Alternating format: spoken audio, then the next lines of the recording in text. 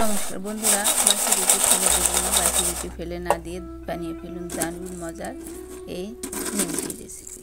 তো আমরা রাত্রে কিন্তু অনেক সময় বাড়িতে রুটি করে থাকি, আর রুটিটা খাওয়ার পর বেঁচে যায় রুটি, আর এই রুটিটা আমরা ফেলে না দিয়ে যদি এরকম একটা নিমকি রেসিপি তৈরি করে খান, তাহলে কিন্তু ছোটো থেকে বড় সবাই খেয়ে খুব পছন্দ করবে এবং প্রশংসাও করবে। তো আমি বাড়িতে যখন রুটি ভেজেছিলাম রাতের বেলা খাওয়ার পর আমার 3টা রুটি বেঁচে গিয়েছিল, আর এই রুটি 3টে আমি পরের দিন এরকম করে নিমকি বানালাম বিকালবেলা, আর খেয়ে কিন্তু সবাই কিন্তু প্রশংসাই করেছিলাম। মাঝে মধ্যে করে থাকি নাস্তা হিসেবে কিংবা টিফিন হিসেবে বাচ্চাদের দিলে তারাও খুব পছন্দ করে, বাচ্চারাও পছন্দ করে, ছোট বড় সবাই পছন্দ করে। তো যাই হোক, এইরকম রুটি আমি কেটে নিচ্ছি, আপনারা চাইলে আপনাদের পছন্দ মতো শেপে কেটে নেবেন। আমি এরকম করে স্কোয়ার শেপে কেটে নিলাম। নেওয়ার পর আমি এখন চুলায় কড়াই বসিয়ে দিয়েছি, আর এখানে আমি তেল দিয়ে দিলাম। তেলটা গরম হলে আমি এর মতো রুটিগুলো দিয়ে দেবো, আর এটা মিডিয়াম টু লো আছে ভাজতে হবে। এটা কিন্তু 7 থেকে 8 মিনিটের মতো আমি ভেজে নেব, আর রুটিগুলো আমি 3-4 ব্যাচে ভেজে নেব।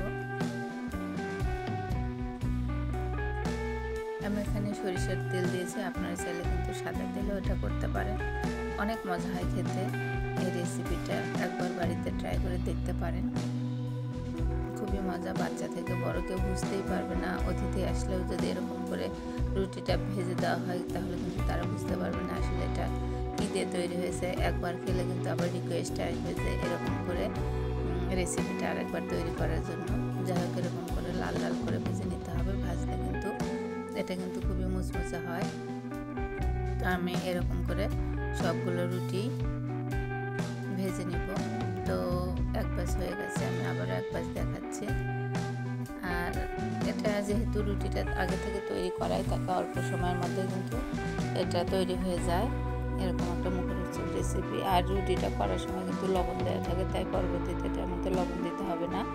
তো আমি এখানে যেটা দিয়ে পরিবেশন করছি, দেখুন এটা কতটা মুচমুচে হয়েছে, এটা কিন্তু শব্দ শুনলে বোঝা যাচ্ছে।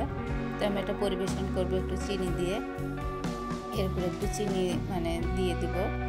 আপনারা যদি এমনি খেতে চান, এটা কিন্তু এমনিও ভালো লাগবে। তো চিনিটা দিলে বাচ্চারা একটু পছন্দ করে, মিষ্টি মিষ্টি লাগে, এই জন্য আমিও পছন্দ করি।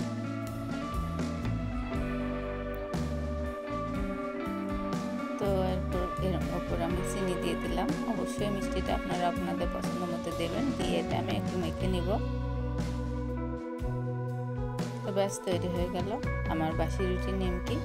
অবশ্যই আপনারা রেসিপিটা শুরু থেকে শেষ পর্যন্ত দেখে নেবেন একটা লাইক দিয়ে। আশা করি সবার ভালো লাগবে। ধন্যবাদ আপনাদের সবাইকে আমার এই রেসিপিটা দেখার জন্য, আমার সঙ্গে এতক্ষণ থাকার জন্য। আবারও দেখা হবে পরবর্তীতে নতুন কোনো ভিডিওতে। ধন্যবাদ সবাইকে।